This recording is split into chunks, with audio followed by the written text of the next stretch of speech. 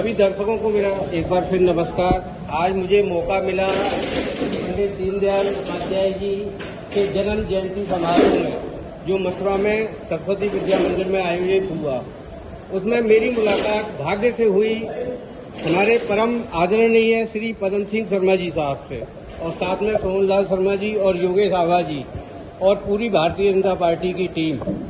इसके अलावा हमारे पंडित जी किसी जाति से, किसी बिरादरी से, किसी धर्म से, किसी राजनीतिक दल से अलग हटके पंडित दीनदयाल उपाध्याय की नीतियां अलग थी।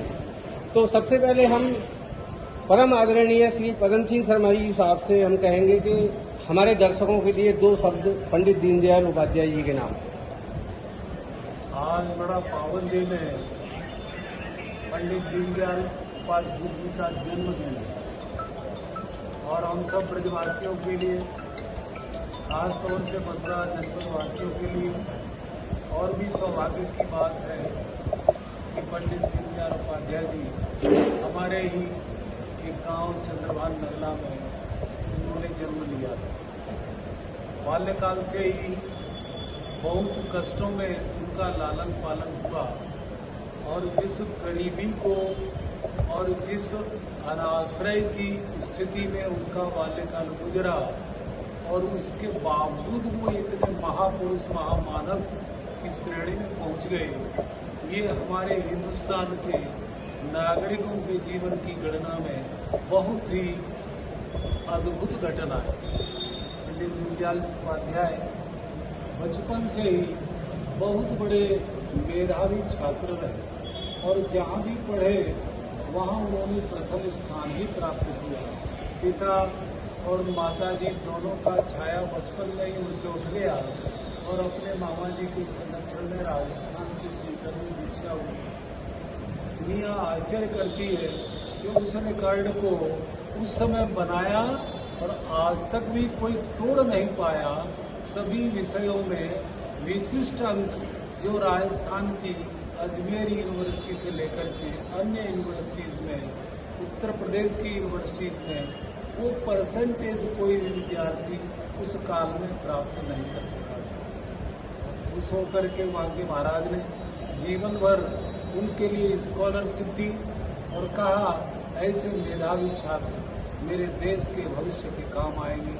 पंडित दीनदयाल उपाध्याय ने मथुरा में जन्म लेकर पूरे हिंदुस्तान को अपना घर और समाज समझा और पूरे भारतवर्ष के नागरिकों के हृदय में एक ऐसे भाव और विचार और दर्शन का जागरण किया जो भारत नहीं पूरे विश्व की मानवता के लिए ही एक सुयोग्य मार्ग है। वही आदर्श है, वही उनके जीवन का वैशिष्ट है और वही हम सब साथियों के लिए उस एकात्म मानववाद भाव को लेकर के इसमें व्यक्ति का समग्र विकास होता है। यह दर्शन अनोखा है। अनेक राजनीतिक क्षेत्र में लोग पैदा हुए, अनेक दार्शनिक पैदा हुए, लेकिन ये अद्भुत विचार, अद्भुत करणीय विचार, अद्भुत पालन करने योग्य विचार जो संसार की, भारतवर्ष के साथ साथ सारी समस्याओं का हल उनके पास है। सारी विभीषिका में एक आदर्श शांति का मार्ग लेते हुए विश्व की मानवता के विकास और कल्याण का मार्ग हमारे पंडित जी के दर्शन में है। आज के दिन हम सब एकत्रित होकर बड़ी श्रद्धा के साथ अपने श्रद्धा सुमन पंडित जी को अर्पित करते हैं और अपने ब्रज और देश के लिए उनके विचारों का पालन करते हुए कल्याण की कामना करते हैं। सर, आप दीनदयाल उपाध्याय जी सिंधी के अध्यक्ष भी मनोनीत हैं इस समय वर्तमान में, तो पंडित जी ने विकसित भारत में क्या सपना देखा था युवाओं को लेके? क्योंकि आप बहुत सारे सामाजिक संगठनों से भी जुड़े हुए हैं, बहुत सारे युवाओं के लिए आप लगातार काम करते रहते हैं, हम पे कहीं न कहीं से समाचार आते रहते हैं। तो पंडित जी का विकसित भारत में युवाओं को लेके उस समय क्या सपना था और वो वर्तमान स्थिति में कितना आगे की ओर जा रहा है? एकात्म मानववाद के पीड़िता, भारत के सच्चे सपूत, ब्रिज के लाल पंडित दीनदयाल जी उपाध्याय का आज ईस्वी के हिसाब से 25 सितंबर का जन्मदिवस है, जबकि हम लोग दीनदयाल उपाध्याय मेले में संस्थान पर तृतीया के दिन है।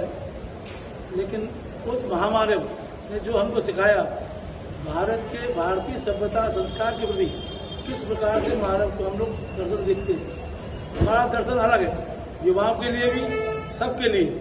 उन्होंने जो प्रदर्शन दिया कि हम लोग मानव की सेवा कर किस प्रकार से आगे बढ़ सकते हैं, इन सब बातों को देखते हुए युवाओं को प्रेरणा दी कि अपने लक्ष्य पर हमेशा लगे रहो, लक्ष्य से भटके नहीं।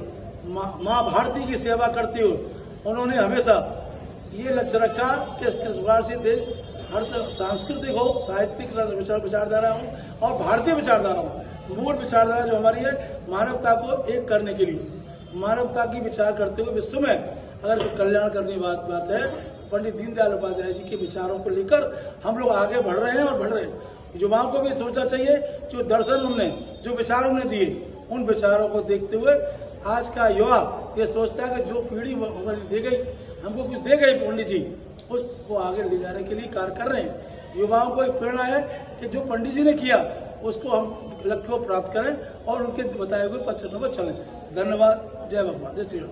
ये जो फरे उनकी जन्म स्थली है, आप लगातार जाते रहते हैं और बहुत सारे लोग वहाँ उनके दर्शन के लिए भी जाते हैं, उनको देखने के लिए भी जाते हैं। उस स्थल पर जाने के बाद आदमी कैसा महसूस करता है? आप में कितना स्फूर्ति आप देखते हैं, या क्या उनकी जो जन्म स्थली है उसमें क्या क्या खूबसूरत चीजें हैं?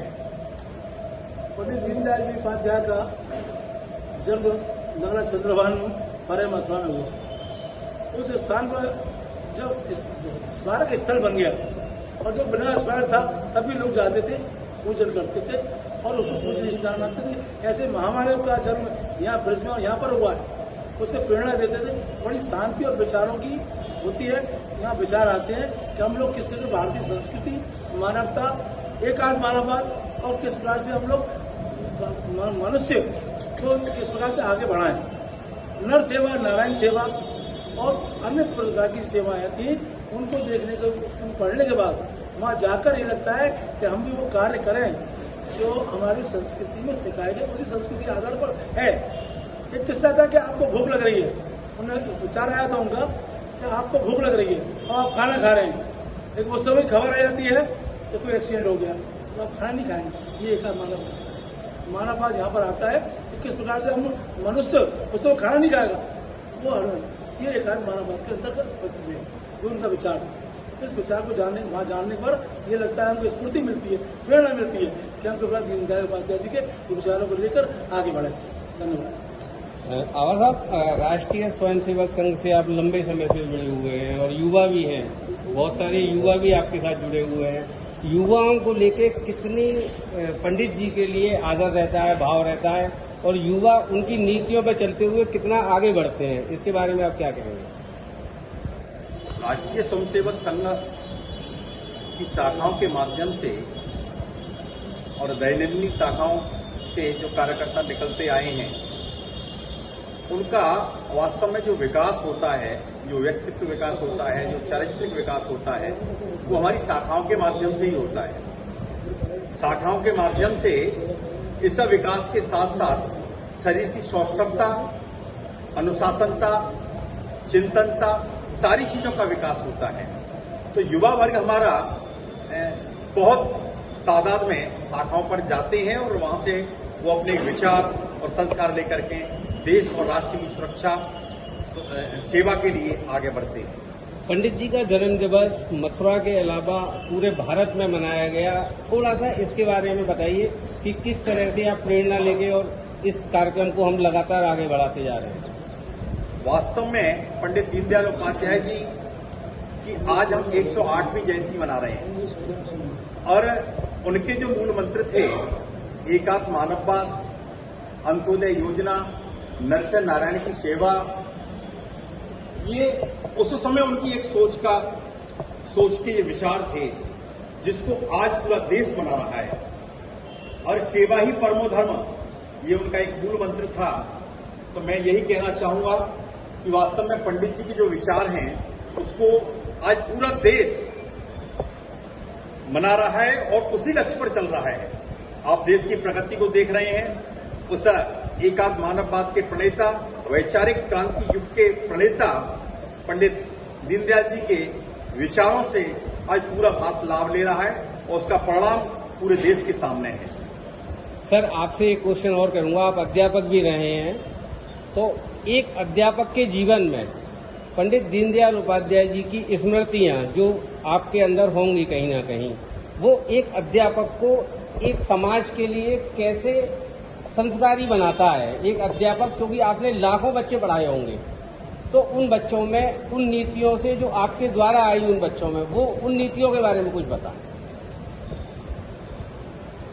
हमारा देश संस्कृति प्रधान है, जो हमारे ऋषि मुनियों के द्वारा जीवन जीने की परिपाटियां पैदा की गई और जीवन में आचरण की शुद्धता पर जोर दिया गया, जीवन में सच्चा मानव बनने के लिए प्रेरित किया गया। यह सभी कार्य अध्यापन के द्वारा, शिक्षा के द्वारा होना चाहिए।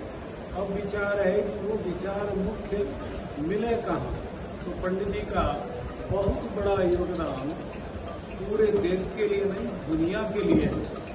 मानव जो पूर्ण विकसित होता है शुद्ध मन से, अंतःकरण से, सभी विधाओं में मानव का पूर्ण विकास होता है, तभी वो विकसित मानव होता है। और विकसित मानव होने का अर्थ है जिस भूमि में वो पैदा हुआ उसके लिए समर्पित हो जाए। पंडित जी ने इसको राष्ट्रभाव कहा, और जो भी देश इस राष्ट्रभाव से ओतप्रोत रहता है वो देश सदैव उन्नति के उच्च कतार पर पहुंचता है।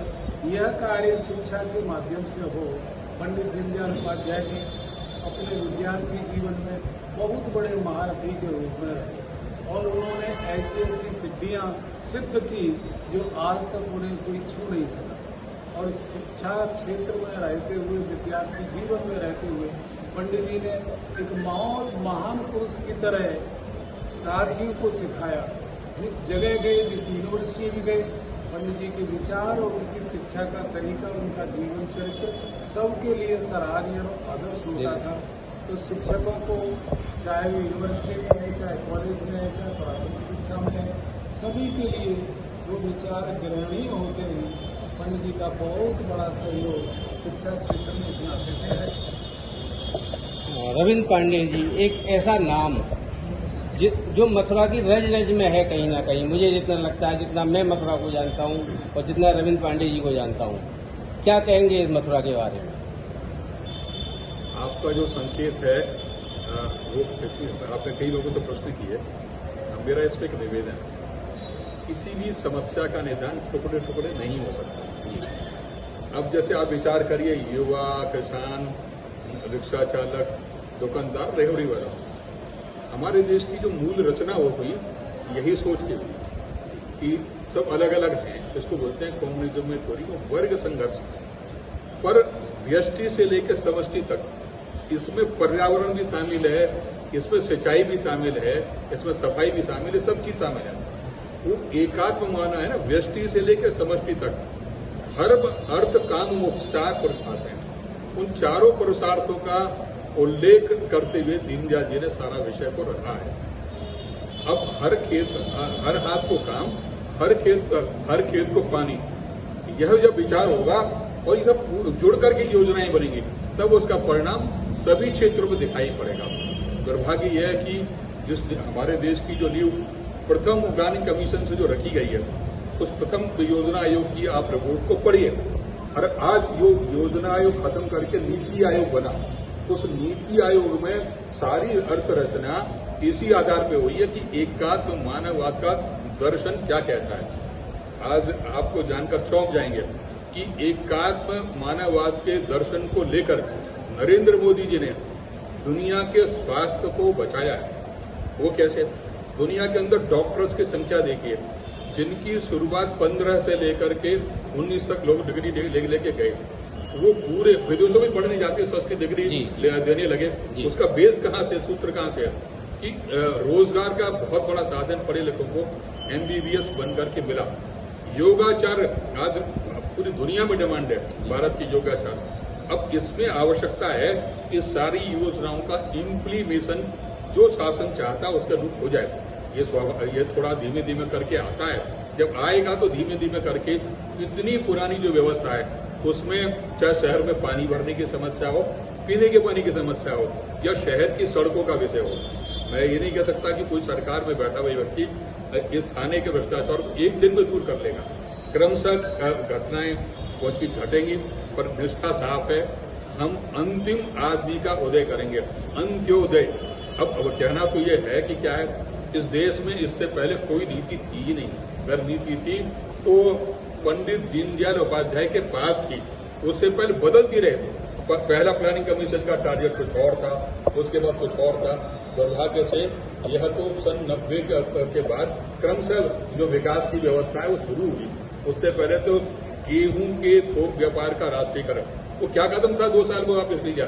उस निर्णय को रूस की थ्योरी ने कराया। इस देश में तो ऐसे लोग रहे हैं। तो 1962 में चीन ने हमला किया तो यहाँ के युवाओं की भीड़ निकली।